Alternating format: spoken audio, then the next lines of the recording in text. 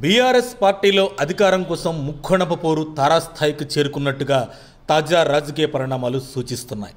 హరీష్ రావు చేసిన తాజా వ్యాఖ్యలు పార్టీ నాయకత్వంలోని విభేదాలను మరింత వెలుగులోకి తెచ్చాయి.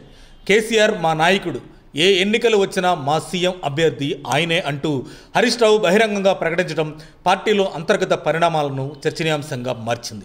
బీఆర్ఎస్ అధికారాన్ని కోల్పోయిన తర్వాత కేటీఆర్ పార్టీ వర్కింగ్ ప్రెసిడెంట్గా మరింత దూకుడుగా వ్యవహరిస్తుండగా ఎమ్మెల్సీ కవిత కూడా జాగృతి సంస్థ ద్వారా తన రాజకీయ ప్రభావాన్ని పెంచుకునే పనిలో ఉన్నారు. అయితే ఉద్యమ కాలం నుంచి పార్టీలో కీలకంగా వ్యవహరించిన హరీష్ రావుకు ఈ మార్పు మింగుడు పడటం లేదని అంటున్నారు.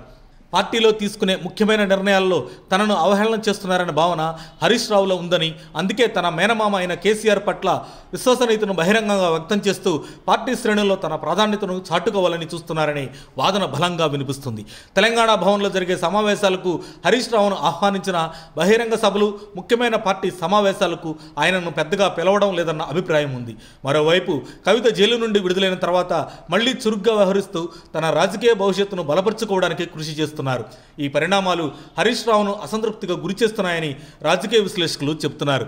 బీఆర్ఎస్ పార్టీ పేరును మార్చినప్పటి నుంచి రాజకీయంగా ఎదురయ్యే ఇబ్బందులు పెరిగాయి. జాతీయ రాజకీయాలు ఎదగాలని కేసీఆర్ కలలు కనగా రాష్ట్రంలో పార్టీ పట్టు కోల్పోయింది. అసెంబ్లీ ఎన్నికల్లో పరాజయం తర్వాత లోక్సభ ఎన్నికల్లోనూ ఘోర విఫలం ఎదురయ్యింది. ఇప్పుడు ఎమ్మెల్సీ ఎన్నికల్లో కూడా పార్టీ అభ్యర్థులను నిలబెట్టడం కష్టంగా మారిన పరిస్థితి.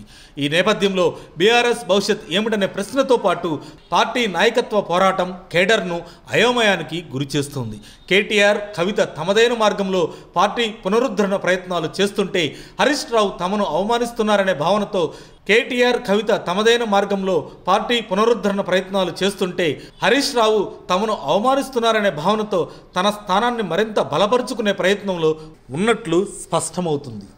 ఈ సంక్లిష్ట పరిస్థితుల్లో బీఆర్ఎస్ ఏ దిశగా వెళ్ళబోతోందన్నది ఇప్పుడు ఆసక్తికరంగా మారింది. మరిన్ని అప్డేట్స్ కోసం మా కాయ్ టీవీని సబ్స్క్రైబ్ చేసుకోండి. మా వీడియో కనుక మీకు నచ్చినట్లయితే లైక్ చేయండి, షేర్ చేయండి.